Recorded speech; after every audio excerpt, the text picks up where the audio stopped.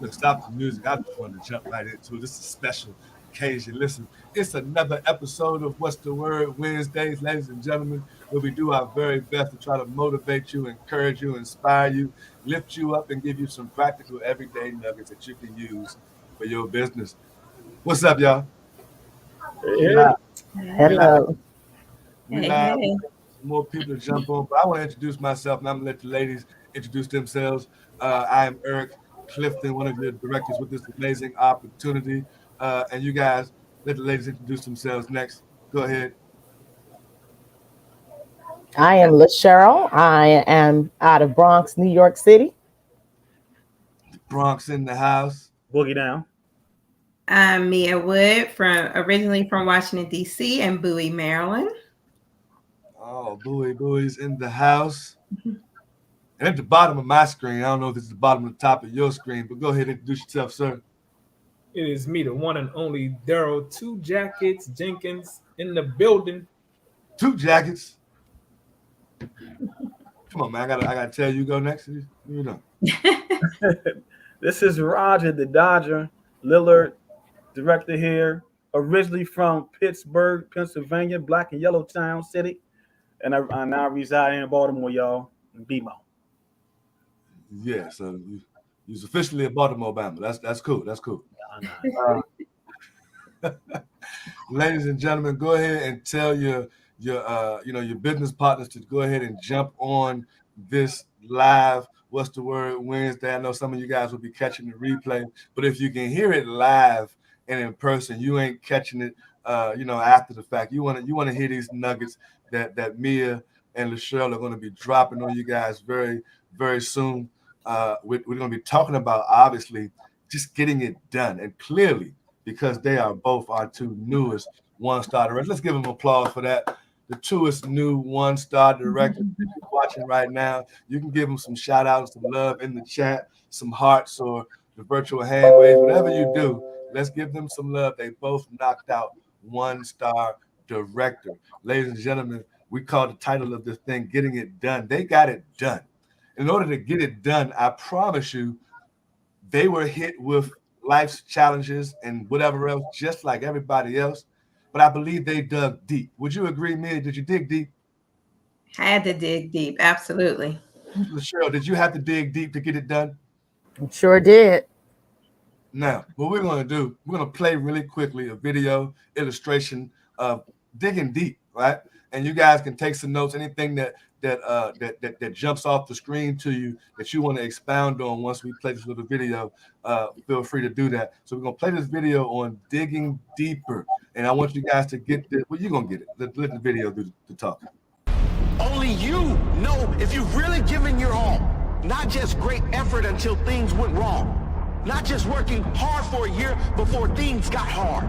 So you quit and gave up on your dream. I mean, when you are dead on your feet, when you are buried by all the crap life piles on you, but you dig deeper and find life.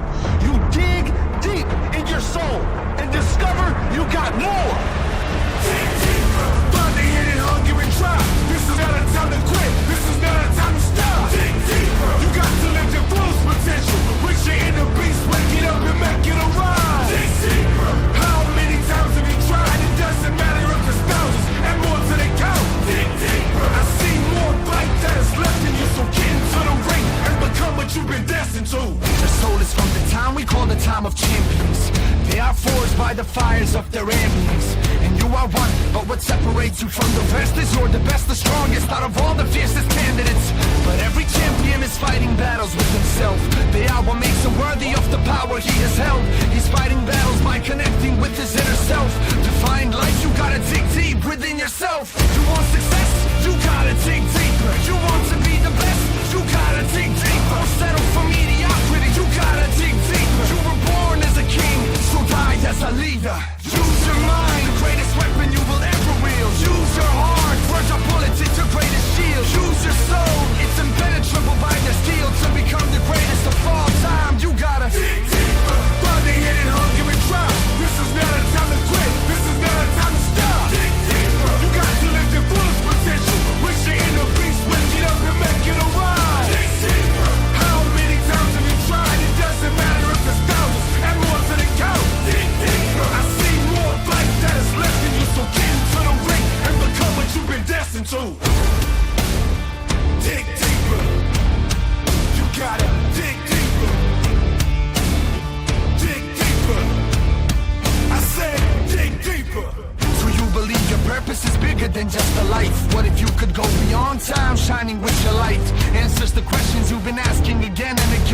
necessarily hiding in the same place in your head. Most people live life unaware of their potential. It's essential that you realize your strength is hiding in your mental. You're a torrential force, unstoppable and exponential. Wrestling with life was never meant to be soft and gentle. Such a beast feeds on its achievements. Dig deep and unleash it from shackles that keep it. Locked away in a dungeon, call upon it and summon. All of a sudden you'll feel the power when you release it. This is you unlocking your ultimate form. Achieving greatness is the reason you were born. Remember, if your legs fail or your muscles are torn, keep moving even stronger than you've ever before. Dig deeper, body in hunger and dry. This is not a time to quit. This is not a time to stop. Dig deeper, you got to live your full potential. Wish your inner beast, wake it up and make it arise. Dig deeper, how many times have you tried? It doesn't matter if it's thousands and more to the count. Dig deeper, I see more fight that is left in you, so get into the ring and become what you've been destined to. Dig deeper, you gotta dig deeper. Dig deeper, I said dig deeper. Dig deeper, you gotta dig deeper. Dig deeper, I said dig deeper. Wow. Well, all right. I don't know if y'all felt that. You know, I felt that one. You know, that one was hitting me like I'm in the. I don't know how y'all felt about it while y'all was listening to it. Mia, you just watched that video on Dig Deeper. Give me a takeaway. What was something you took away out of something they said, something visual? What did you take away from that? It just really reminded me of something that I was similar that I was telling myself going through this process to get to 1 star, is that, you know, whatever's going on, you have to kind of basically remove the clutter, turn that clutter into clarity. You have to be, you know, disciplined, remove those distractions, turn it into discipline, turn that fog, whatever's going on in your brain telling you you can't do it, turn that into focus. And you just have to dig deep to really pull out everything that you want, everything that you need to get to what you want. Whether if you're feeling overwhelmed in the process, you just have to turn that into order and organization, and you just have to pull it all out, pull out all the stops basically to get to that goal, that ultimate goal. I love it. LaCheryl, same question. What was a takeaway that you took away from this Dig Deeper video? Wow, I thought about the journey to directorship, and I thought about, I don't know, when I was on my journey, I thought about it as being pregnant. You know, it's uncomfortable. 9 months, right? And you got your 3 trimesters, your bronze, your silver, your gold, you know, and it's just after that, you know, you just can't have the baby prematurely. It's uncomfortable. Your feet are swollen, you're in pain. Even if you're a man and you don't know what it is, if you got a wife or a sister or a cousin, you know, for me, it was like being pregnant and looking forward to giving birth. And that birth doesn't take place until you can really keep that mind stable and fight off all of the challenges along the way. And life is happening, everything is happening. You know, you're not feeling well on some days, but you just want to have that baby so bad. But then once you get that 9, it's like you need that duplication, right? You need that duplication. That baby comes out finally. I feel like at 9, once you hear Gold Builder, that baby come out, but that baby is in infancy. And it still got to learn how to self-feed. It still need to learn how to walk. It still need to learn how to talk, you know. So this is the whole duplication, that whole gestational, that growth period, that process. It's just like, oh my goodness, you know, it's growing pains, but it's a good kind. Dig Deeper. I love it. Hopefully the song will be in the back of y'all head while y'all thinking for the rest of the week. Dig Deeper. 2 Jackets. Listen, I know you got a million takeaways. I'm specifically interested in hearing from you, which as the monkey, somebody said that I see Donkey Kong's cousin. As the monkey was climbing, or the gorilla rather, was going up this mountain, we were noticing that he was being attacked by the ops, right? The ops was jumping on him, and they had different names on their back representing different types of, whatever, right? Now, my question for you two jackets is, because there were about 6 of them, I believe, I took notes, which one specifically stood out to you that jumped on his back? One of them was interesting to me. Out of all the ones that jumped on his back, there was one, I don't know if y'all noticed, but there was one gorilla that got on his back, and they was really holding. I mean, they was holding and his feet was sliding in the dirt. I was like, good God, that's a deep one. But there were about 6 of them. But which one stood out to most to you? I'm gonna give you the 2 that I noticed instead of one. One was doubt, and the other one was failure. And those are the 2 that keep people's feet grounded in this business. And ultimately, when those 2 attack you, you then start to decide that this ain't for me, and you just give up, right? So that's what I noticed in that video. It was very powerful for sure. Awesome. Mr. Lillard, same question for you. Which one of them gorillas, or if it was a couple of them that stood out to you, which one made you, aha or something? Give me some nuggets on it. Family and friends, man. Family and friends. I mean, the one thing I got out of this is no sacrifice, no victory. Can't get to the top without sacrifice. And, we love our family, right? We want to spend time with our family, right? We want to spend time with friends. But sometimes we got to go down in the dungeon, away from everything, from everybody, until we get to a position that we, where we want to be at. And so the goal is to get to the top of the mountain. So we can't get to the top if we spending that time with family and friends and not sacrificing some of that time, so that later on we can have all of our time to ourselves down the road. And most people don't see, vision is seeing things before the masses see it. And most people don't even have enough vision to see down the road. They living in the now and not in the future. Well, now, I as I was looking, the family and friends one struck me the most. I just gave you a little demonstration. It seemed like the family and friends gorilla was holding on the tightest and the longest. Right, he had the longest uphill run with the family and friends gorilla or monkey on his back. That's something for you to think about. Miss LaShera, which one of the 6 monkeys represented or hit home, hit something, drop a nugget for us? The one you just mentioned with family and friends. You took my thought, especially the way he was, riding him dirty. Like he was really trying to bend him backward. Looked like he was trying to pull him back down the hill. And I think that is so comparable to us with our families. And it's very challenging trying to take care of a household, be a parent, whatever your role is.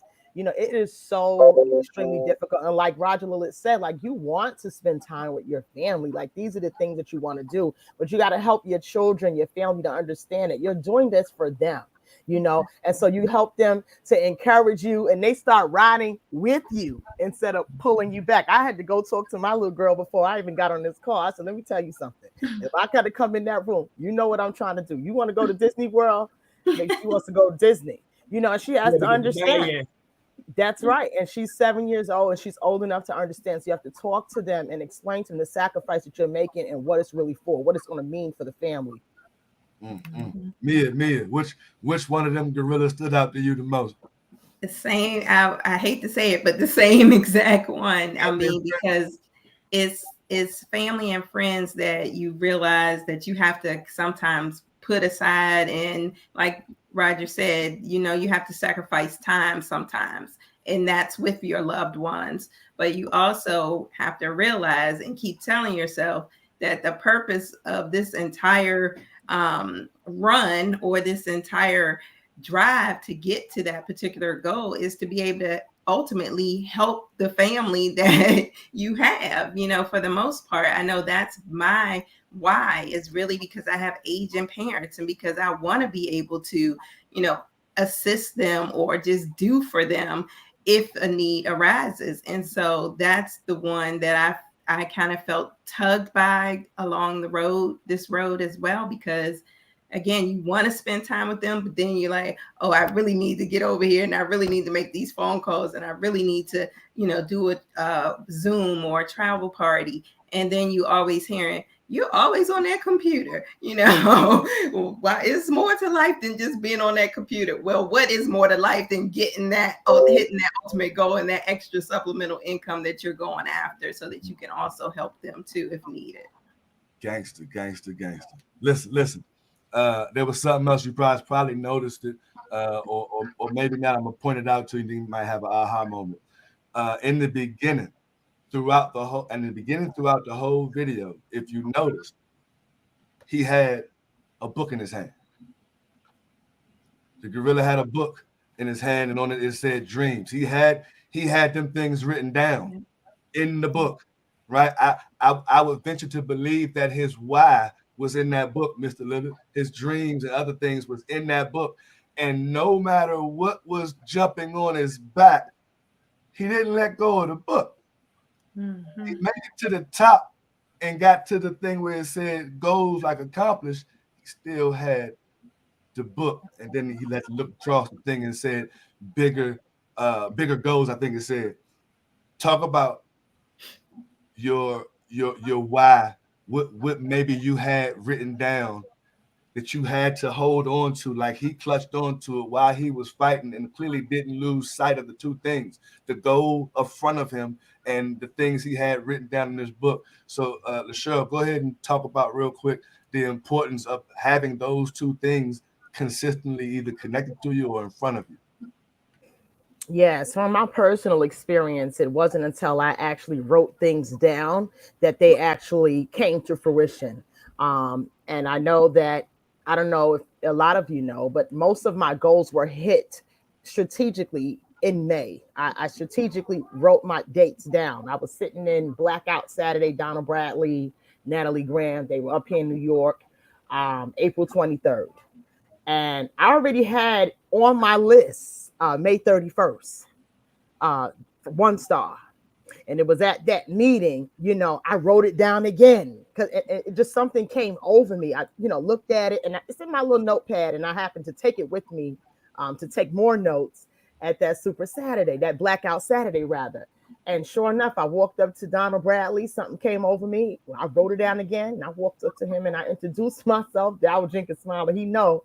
A lot of people don't know. I told the man, I said, I will be your next director in New York City. And he looked at me and I looked at him, and I was dead serious, because for me, once I wrote it down and made it plain, and just something about being in the room with all those leaders, it just put me on fire. And I knew I couldn't go back to another meeting now and see Donald Bradley and not be 1 star. So it's very impactful. I love it. Something I don't want y'all to miss what she just said. It's something about being in the room.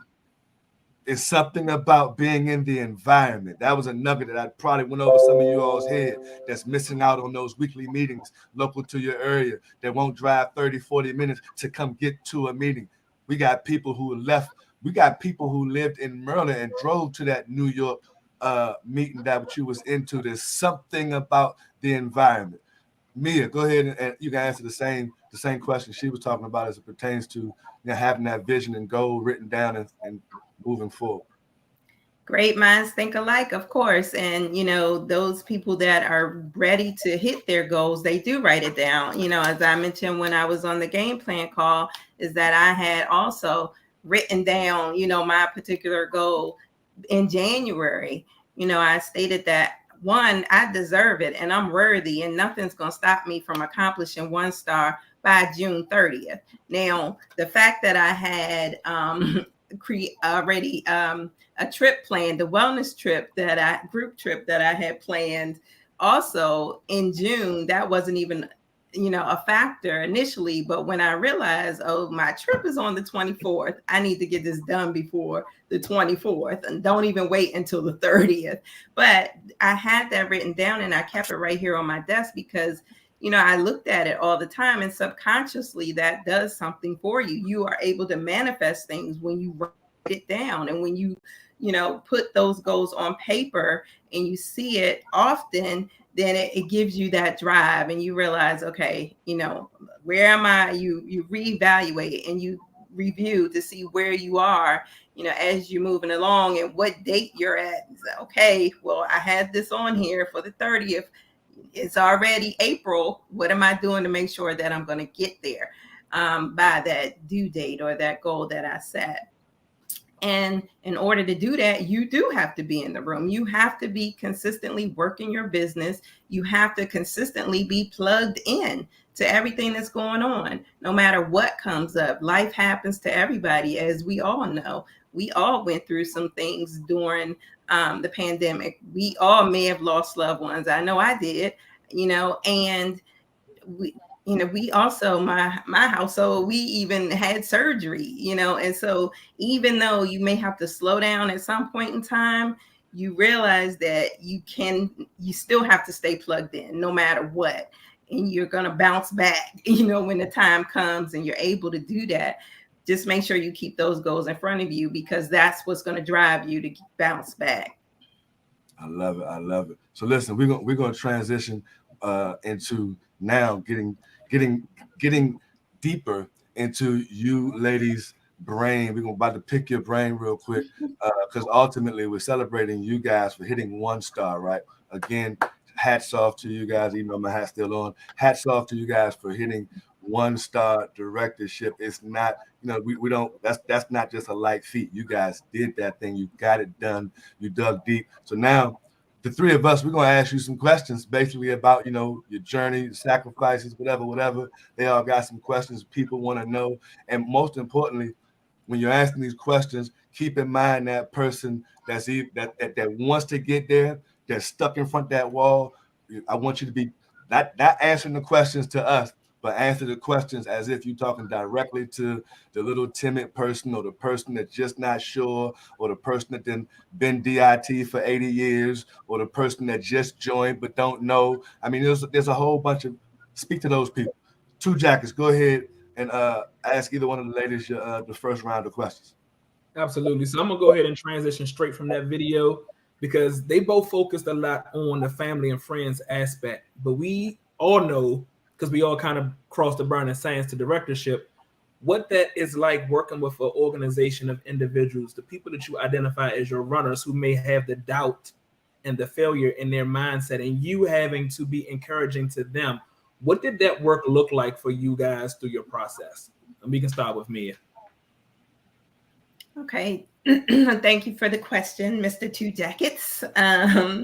Let's see. So yeah, it can be, challenging when you're going through yourself, but you also have a team. And so you want to make sure that you're, as they always say, good goes down, bad goes up. So if I had something to come up during this run that I was concerned about, or that was challenging to me, I'm going to reach out. And I did reach out to my director, to my sponsor, or even just to have sideline partners that's already been there. I'm going to make sure that I continue to be encouraging and uplifting to my team no matter what. And so that's what it looked like for me. It looked like continuing to say, hey, let's keep pushing. Let's do this. What's your goals? We want to make sure that you get to your goals. You getting to your goal is ultimately also going to help me get to my goal.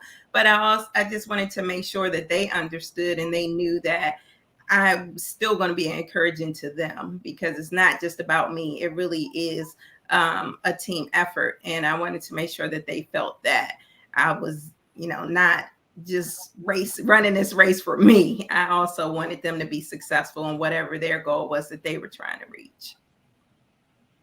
LaSheryl?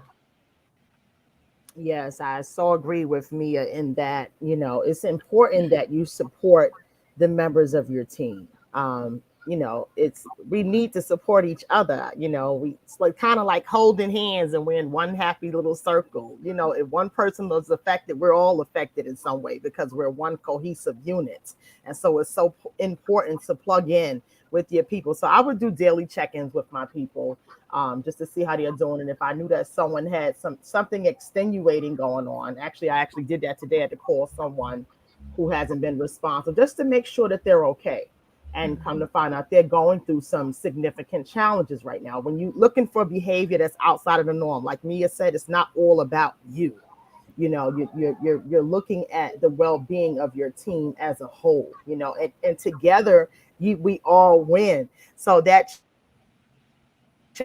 check-in is so important. And for me, I had to lead by example. You know, I couldn't tell my team or ask them to do anything that I wasn't willing to do, things that they didn't see me doing. If they didn't see me get out to the meetings, why would they be going to the meetings? If they didn't see me plugged in on the calls, why would they get in on the calls? You know, if they didn't see me prospecting and bringing in new business partners, why would they continue to do the same? And so you have to lead by example. You just can't talk the talk, but you have to walk the walk, and you have to show people that you care. I love it. I love it. Go ahead, Mr. Little. I know you got some questions. Absolutely. This is a real good one. I know myself, Eric, and Scott, Amani, when we all started 6 years ago, we started out with 4 core books, and we added a 5th one. And so everyone on here, we got some new people watching today. I see some new people on watching today. So for a new person, you this is for both Cheryl and Mia. What book that you read that you would say affected you the most out of the 5 core books, or it could be outside the 5 core books, because leaders are readers. And so what book would you say that like really helped you be successful? Of course, Mia, you 2 Jackets, part 3. See part 3 there? Right. And LaCheryl, I remember seeing you at the convention, and you was just plugging in, being that leader that you are at the convention. What book? Because I'll give you an example. My favorite book is How to Win Friends and Influence People by Dale Carnegie. That book affected me my entire career in this industry. It allowed me to be able to stick and stay. So what book would you say that affected you in your business? Let's show you first. Yeah, that book also impacted me as well, Roger. And actually used to do weekly readings with my team, and we went over that book, all of the 5 core books. My team and I, we did weekly readings, and we went through them. But for me, most impactful, even prior to starting my reading discussion groups, I was sharing with someone yesterday, was Jack Canfield's Success Principle. And the reason why is because it really focuses on you being 100% responsible for what happens to you in your life. Repeat Nobody else. One more time. Jack Canfield's Success Principle. And that focus of that book is really to put it on you. And so you don't blame your team when things are not going the way. You can't blame. I just took on very early in the game full responsibility for everything that was happening in my organization. And so you learned in that book, and it really caused to remind you. I even read it to my children because it teaches you responsibility and taking ownership and accountability, and really looking at you, not looking at, well, you know what, this isn't better. What do I need to get better? What is it that I need to be doing differently? But really cause you to re-examine yourself, that personal examination. So I found that book very impactful, and others, but that was one in my early days that really helped me to understand it wasn't about anybody else. It was about me and what it was that I was going to do and how I was going to be the change that I wanted to see in my life and help others. Yeah. So my favorite that I always end up coming back to and I think about often is the top 10 distinctions between millionaires and middle class. One reason, because I don't want to be in the middle class. I want to be in the millionaire status, right? But also because it talks about, middle class talk about people while millionaires talk about ideas. And, I don't want to, every time I got around people or get around people and they're talking about somebody else, it's like, I need to move outside of this because that's not, the direction or the crowd that I actually want to be in. I want to be in that millionaire class and I need to do the activities that help me get there. And so that's just one of the ones that I love, but I also like Relentless by Tim Grover. And so I used to listen to that and walking during the daytime at lunchtime on my break just to get, put me on fire again, to get my energy going again and get excited and, get me pumped up. So those are a couple of the books that I love. Two Jackets, what you got? Man, that's a tough call. I know you read a lot of them. Pick one, bro. I would definitely say to add to the list is going to be the 10X rule. Just recently finished that a couple of weeks ago. And man, that just, for me, it's talking about the stuff that we're already doing, the activities, and that how we, sometimes just need to go a little bit harder and do everything, 10 times more. If we were doing the activity, if we 10X'd it, what would that look like for us? A lot of the times people are comfortable in just doing just enough. We're going to make that one phone call. What if I made 10, right? Now you get a chance to amp that up a bit more. And so, we talk a little bit about, a lot of the books talk about compressing time frames. And if you 10X in it, now you're compressing the time frames, but you now going 10 times harder, you ultimately are going to hit that goal. So it's kind of like you use all of the books and you take a piece of all of those books, every one of them ones that were just mentioned even on tonight, and you take a piece of those things and you implement them into your business and watch how that explodes. Gangster, we love it. So listen, I got a question for you. Mia and LaSheryl, hitting this directorship run, you guys being female, and I'm saying that because, sometimes females can have to deal with a lot of emotional stuff, right? Not saying that men don't, but, I ain't got to explain that, right? So you're female, you got to deal with the emotions.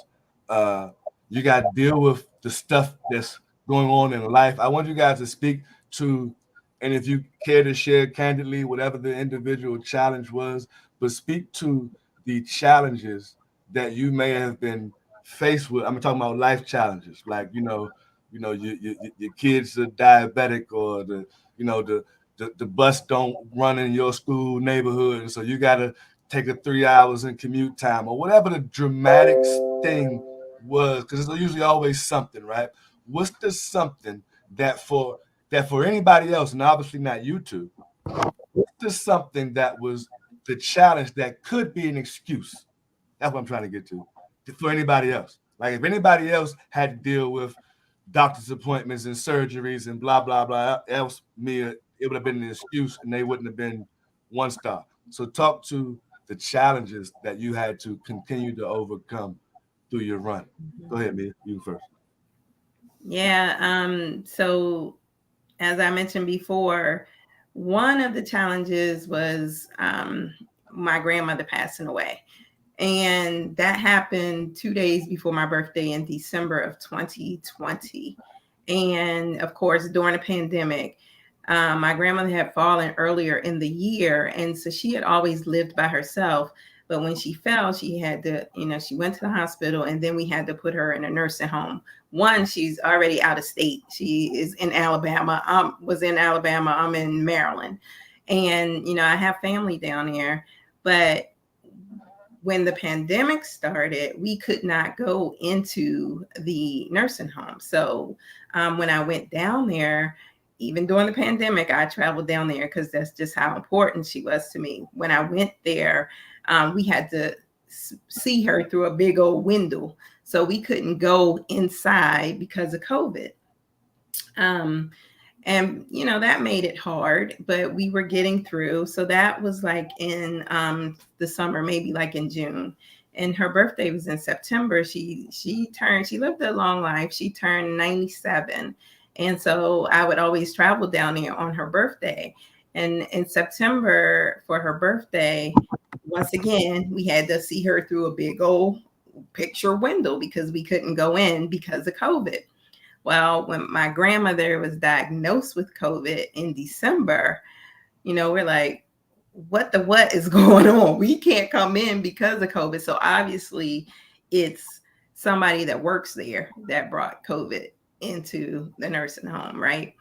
That made it frustrating because of course, we could not get in there to see her, and she had dementia. And so when you isolate somebody with dementia, that brings on a whole nother set of circumstances. And so she had to be isolated because she got COVID. We couldn't be there.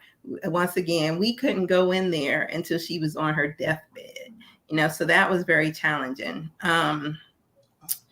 So that was one thing, to get through that. And then to actually have to, we couldn't have her funeral inside because of COVID. It was, a graveside service and all of that. So that was emotional, to say the least.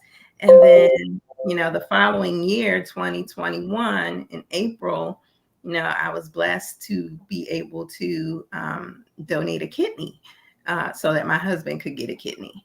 And so we both had to be quarantined for many, many months, many weeks beforehand, many months after. We couldn't, leave the house.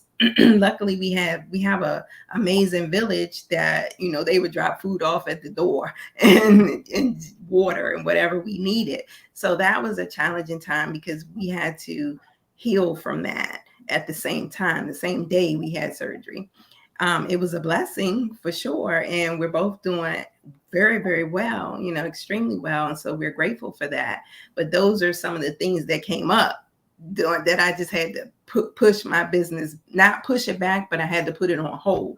But I still plugged in whenever I could. As soon as I was healthy enough, I was still, started jumping on those Zoom calls and all of that. So I couldn't travel for a while. I couldn't make the convention last year because of COVID, because of doctor's orders. But I still plugged in to the IMV every single morning for, to be encouraged. I still plugged in to our Platinum Network, game plan calls. I still plugged in to the Goal Builder and Above calls. So those are things that you just have to be consistent with no matter what life throws your way. You still have that opportunity or the option to say, either I'm going to stop and I'm going to quit, or you realize and you tell yourself that quitting is not an option and you just continue to push through. Mia, can you hear me, Mia? Yeah. I did not know, Mia, that you. I am blown away, bro. Like, I'm nuts right now. Mia, I knew you was plugging in, right? Because we see you plugging in those stuff. But no one would have known that you was going through, the death and the family members and the commute back and forth and all of how you was flying or driving and then if that wasn't enough, the surgeries, that's deep right there. I know where your mind can go mental when you got to go through all that. And you telling us that even while going through, you did what I call, you put the car in like first gear. Man, she didn't make any excuses, bro. Like, you can make excuses. And you slowed down. You were still in the car, in the vehicle, right? Moving and connected was just key. And you didn't let those, and those are some major life obstacles, you didn't let them hinder you. See, so some people always think we got it bad until we hear somebody else's story, right? And y'all don't plug in enough, you can't get these stories. I always say, man, we can make excuses or we can change lives, but we cannot do both. Listen, there was this sermon I listened to a long time ago with this dude that had cerebral palsy, and he was really messed up, and he preached this whole sermon, and once he finished, he was like, listen, and he told these various different stories, and he would keep saying, look, I got cerebral palsy. What's your excuse?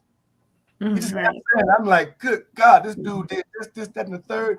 And then he'd remind you, I got cerebral palsy and I'm still getting it done. What's your excuse? And Mia, I'm here. You just gave up a kidney, Mia. That's serious, right? And I promise you, I know people who've gone through, I got a stomach virus and you ain't heard them in 6 months. That's commendable, right? You deserve, like I heard you say it earlier, you deserve that one-star position. You and your team, hats off to you. LaSharyl, I'm hoping I ain't gotta get some tissue for what you about to tell me you went through doing this run. But go ahead and let us know. What the No, challenge? you're not gonna have to get no tissue for me. I'll be completely honest with you. I had, everyday challenges on a personal level. Nothing that, I like I said before, I feel like the devil uses tactics and strategies and stuff like that. And so nothing outside of the typical for me personally. But in working with my team, we dealt with everything from I can't hear you. You cut out for 1 minute. Give us some of the typical challenges, because some of the typical challenges for you are For freaking me, for other people, right? Like time management is like this. Oh my God, I don't know where did the time go? for me, it's just I live a very busy life. I work a full-time job. I work with special needs children who have moderate to severe behavior issues and psychological issues, and they have severe learning deficits as well. So it's a stressful job. I've been doing it 21 years, and I've just learned, how to deal with it. So it wasn't unusual for me, but it's tiresome. You come home, you're very fatigued. I still got to keep my eyes open for my little girl, for my teenage girls. They need to know that someone is listening in, somebody's paying attention to them, that I'm not too busy, that I'm not always in a meeting, and that I, don't know what's going on with them. Like they need to know.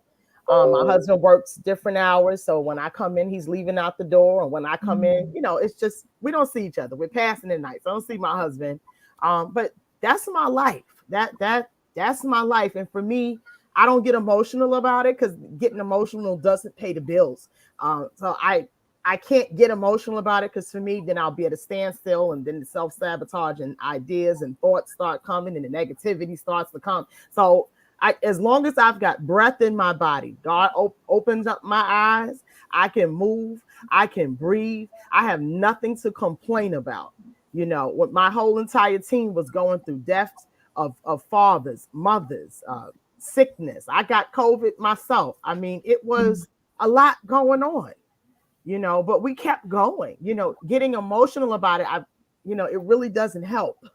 So you kind of just work through it and kind of be grateful, if that makes sense, and humble at where you actually are, and realizing that circumstances could be a lot worse. Look at Mia's situation where she ended up, giving up a kidney, and that can compromise your immune system there. We're in the middle of COVID. So that's why I don't complain too much, and I try to really go with a grateful heart and mind. And I think in doing that, because you're going to face challenges, right? But things could be so much worse. It could be so much worse. So if I got breath in my body, it's just humbling for me just to be able to wake up in the morning. It's the little things that keep me going. So I don't focus on, this is not right. I didn't have gas the other day, and we were in here. We didn't have any hot water for a while, and they changed my meter. It was uncomfortable. It was frustrating, but you continue to work because you have your goals. You have your goals, and none of those things are going to help you get there, right? So you have to stay focused and consistent. Like we say that word so much. It's like you just can't not know that you need to be consistent. You just can't not know it, regardless of what's going on. You take a minute, you need to slow down a little bit, take a breath, but you got to stay consistent. Like you just can't stop doing that no matter what challenges you're facing. You can't allow emotions to take over. As females, we are supposedly very emotional. I don't got time for that. I tell people all the time, listen, I ain't got time for that. If it ain't paying no bills, what is it doing for you? Is it doing you any good? No. Is it gonna help you none? No. So keep it moving. What is it that you need to be focused on? And you got to redirect your mind. You really do. You have to redirect your mind and stay around positive people, like-minded, positive people that's moving with the flow. Because we all going through stuff and kind of pull each other along. When I'm a little weak, I might need to lean on you, or you might need to lean on me. You can't do that when you surround yourself with negativity, with people that they can't see the light, and I can't, the world is over. You got to have some type of positive focus in every situation to help you keep going. Life is not promised. Life is not promised. You're right. Before we get to the next question, I want you guys to make sure that you don't miss what's happening right here. You have to pay attention to the attitude of Mia and LaShurl. Your attitude, what's the saying, Roger? Your attitude determines your altitude, right?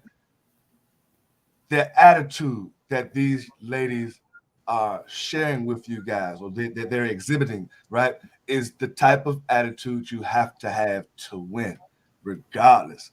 And regardless, no matter what it is you got going on, that's the kind of attitude you got to have. Two Jacks, go ahead. Next question you got with it. Absolutely. I think that, becoming a leader, a director in this company, and even in our organization, requires a certain level of posture. And just watching these two ladies just share their story and how they manage their emotions definitely, to me, shows posture. But let's talk a little bit about what that process was like. What was the most challenging part of your process?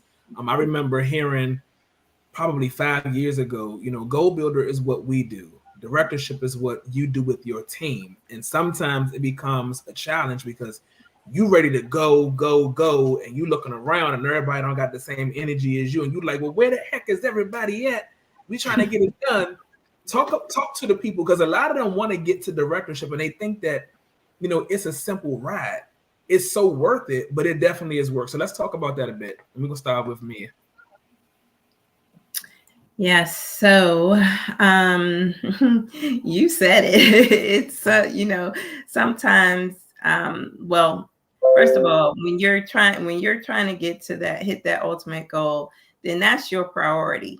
That doesn't mean it's priority for everybody else. And that's something that we have to realize, and something that I had to say, okay, no matter what anybody else does, this is what I have to do to get there. And I'm going to keep moving, even if somebody stops. I'm grateful that I had a team that were pitching in. They were running too. They were like, okay, I got somebody, who's next? Oh, I got somebody, and when Coach Scott called to play, we acted on it.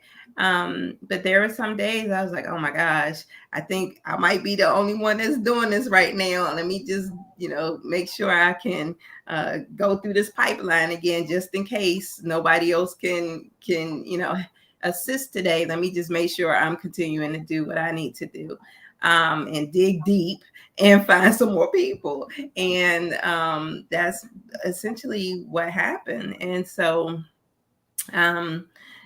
just knowing that, we have to continue to, as we all have said, we have to just keep being consistent. We have to be coachable, and we have to realize that, whether anybody else does something or not, this is your goal. You have to do everything that you can do to be able to hit that goal.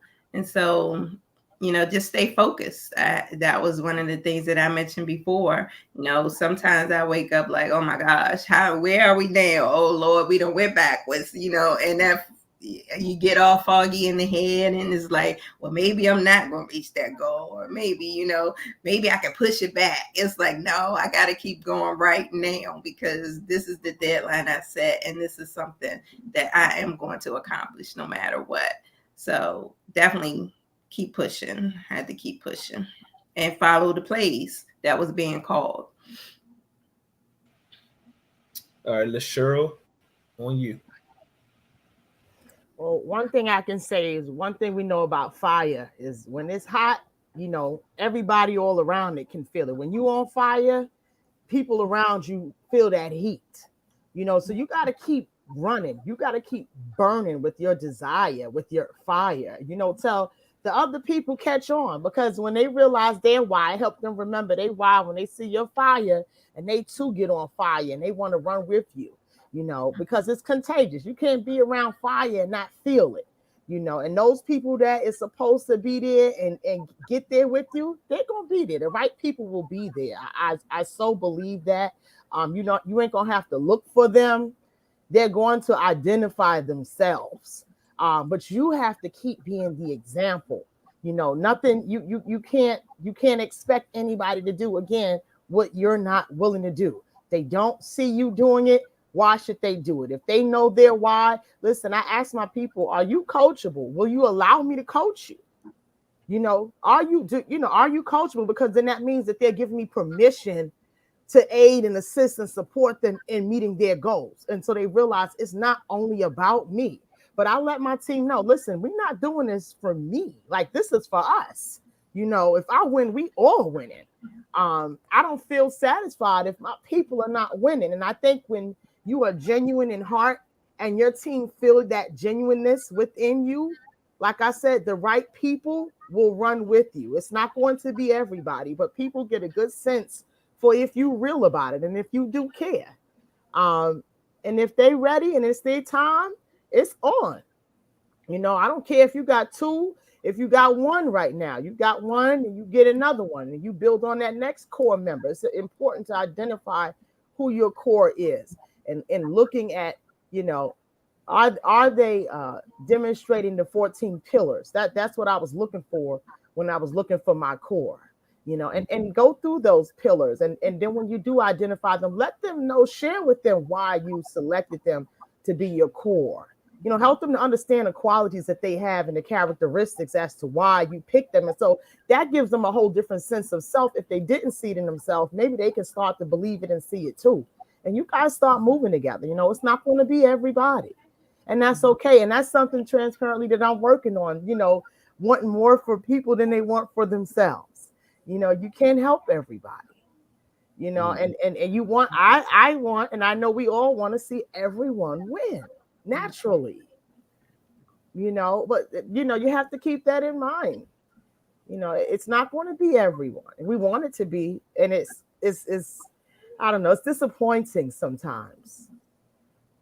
But listen, like I said, the right ones will be there. So if you start with just one person on your team and identify those 14 pillars and keep going, and you keep demonstrating them pillars too, you know, and show them what it looks like. You know, to yield leaders, you have to be one. You have to be a good leader. There you go, Mr. Lillard. I can see it on your forehead. Go ahead, get it off, Mr. Lillard. Go. Hey man, I'm just and drop the nugget. I haven't been this overwhelmed in a minute on one of these, man. Like I'm lost for words, and she actually stole my next question, so I'm still gonna ask anyway. How important? I'm gonna start with Mia since LaShare already answered some of it. How important is it to share your vision, where you're going in your business, with your team? Because it's important. Like, people don't realize if they don't know where you're going, right? How are they going to follow? So how important is that? It's very important because you know, if you don't know where you're going, why would you expect somebody to follow you? Because you could be sending them in the wrong direction if they're following you. And so they have to know that you are a leader, like LaShare just said. They have to know that you're at the place where they want to be, and they want to even, you know, get to their next level as well. And they need to see you demonstrating that you can help them get to that next level. And they need to see you get to that next level as well.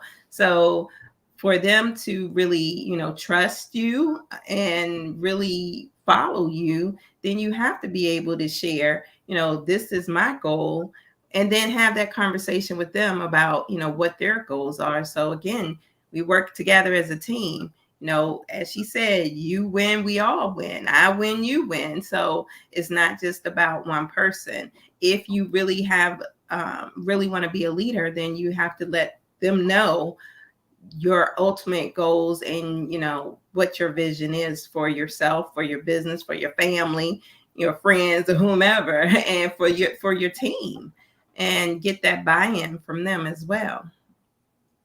And LaShare, it's kind of a two-part question. So I want to ask you this, and it's good stuff, Mia. What happens when you got a brand new person comes on board and they get a brand new person started? You know, what should they do?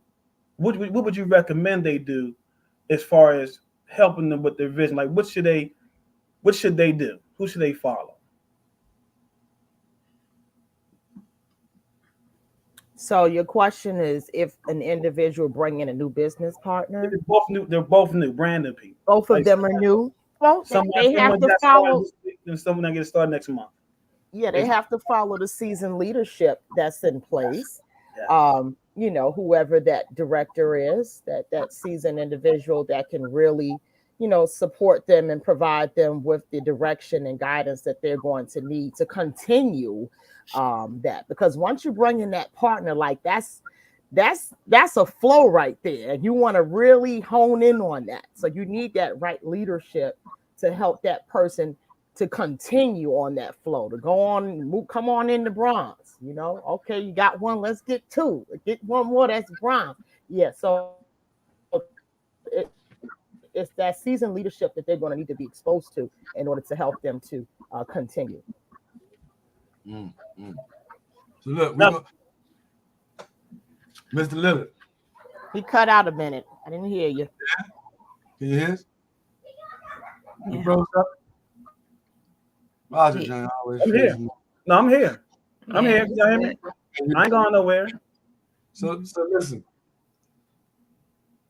We were talking about earlier that digging deep, and clearly you guys were digging deep within yourselves and hit that goal.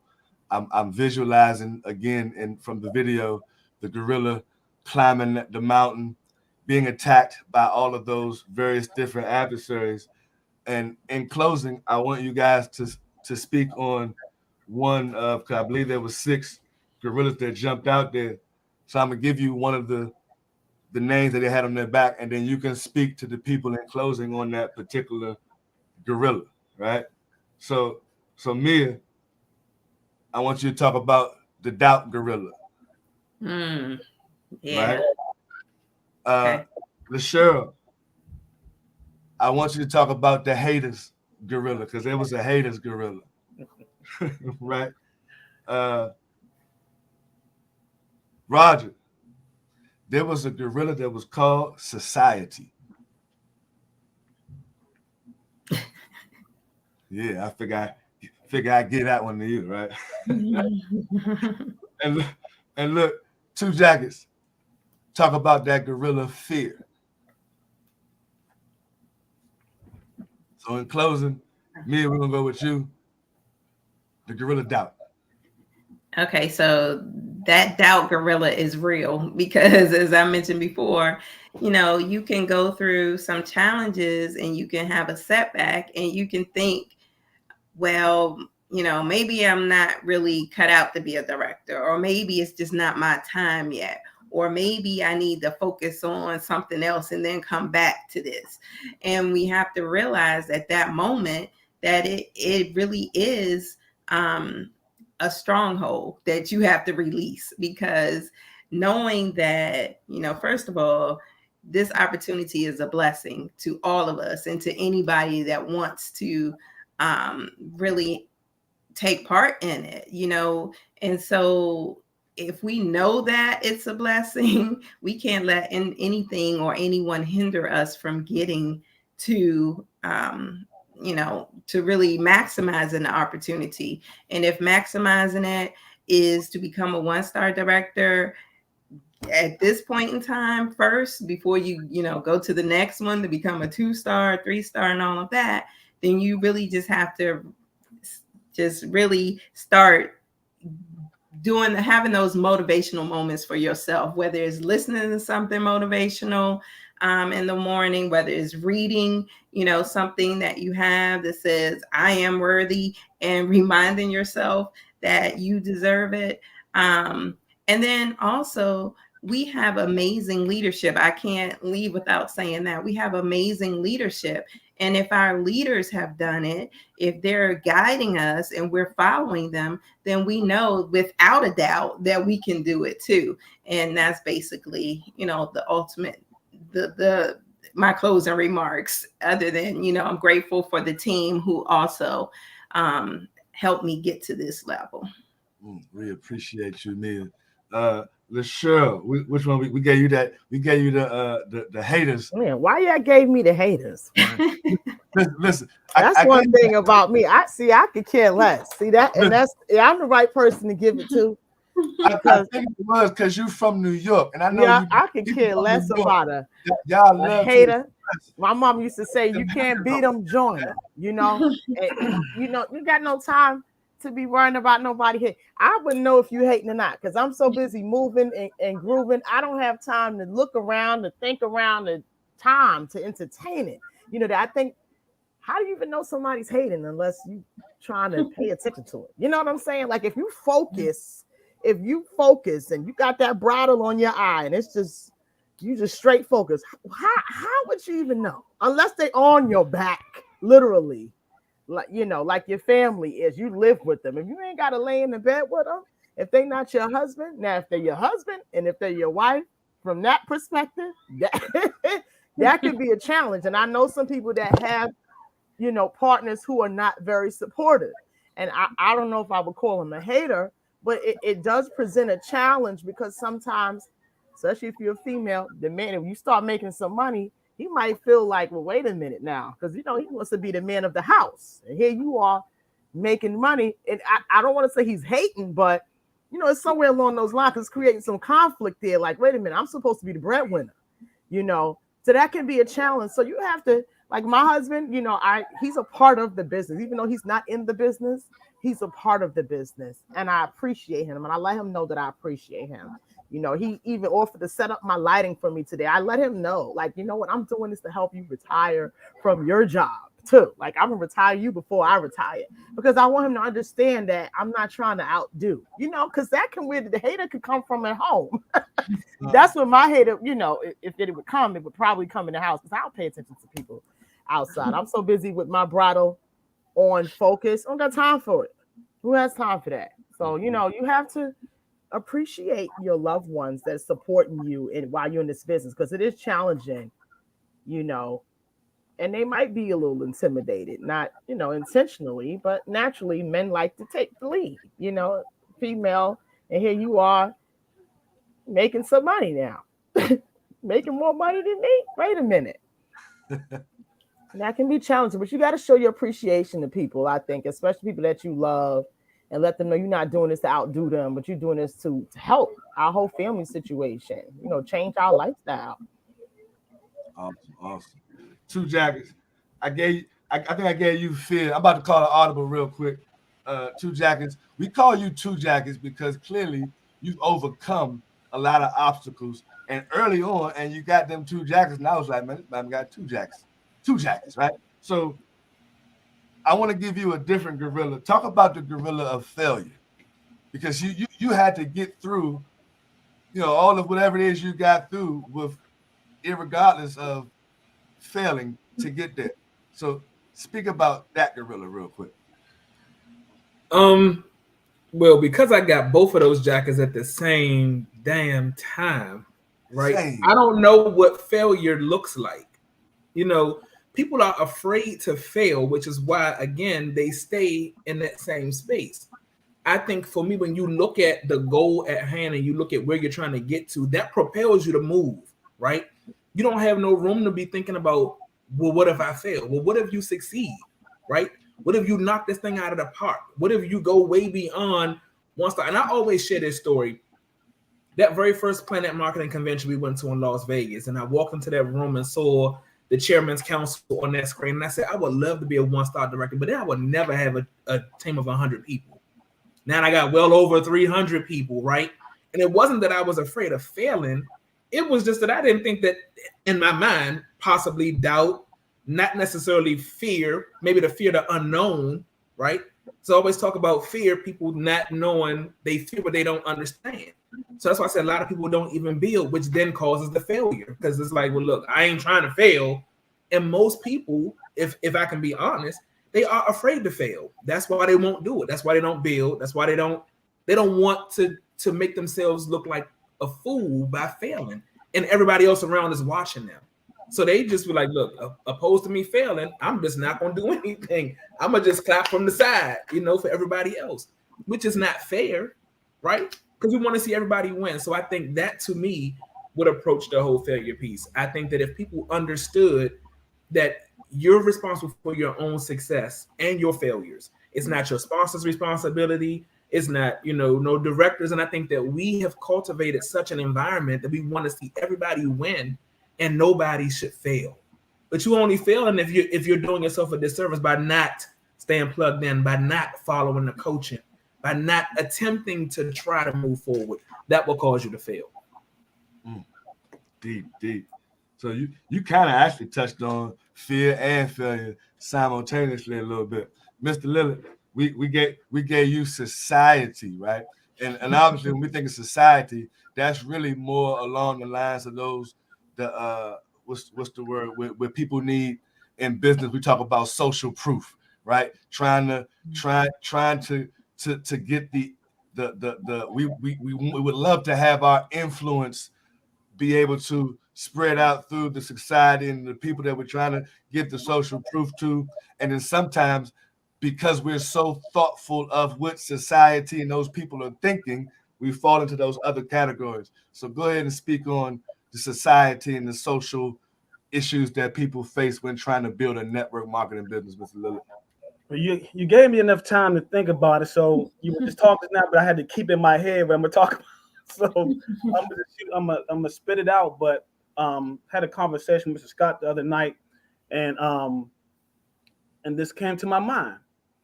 J. Paul Getty says he'd rather have 1% of 100 people's effort versus 100% of his own effort. And this opportunity, if you're brand new, if you've been around a while and you've been struggling, this opportunity gives us an opportunity to build our own society. We're creating our own economy. And so, if you're not building your own economy, then you're building someone else's economy with them or for them, actually. So I just want to say that, Daryl mentioned a little while ago, over 300 business partners. See, we're not looking at people as dollar bills. We're looking at people, helping them to financial freedom. And this is what our CEO and founder, Donna Bradley, has set up for us. And so as we go out here and we're talking to people, I look at it as helping people become financially free and helping them build their own economy. And so where can you go? $200, you partner with two companies that allow you to be in the number one industry in the world, which is travel, and to be able to build a network, an economy of your own that's going to, when you become a director, which everyone is on this panel, can leave for their children. What are you building right now that when you pass, you'll be able to leave? And drop it off right there. I love it. Listen, ladies and gentlemen, we appreciate all of you all's time and attention on this evening. We'll be right back here on third Wednesday with another hot topic. Listen, tell a friend, right? Reach out to your business partner, have them take a look at this live recording. They need to hear those nuggets that Mia and LaShirl just dropped on y'all. Y'all hear from me and Mr. Lillard and Two Jackets all the time.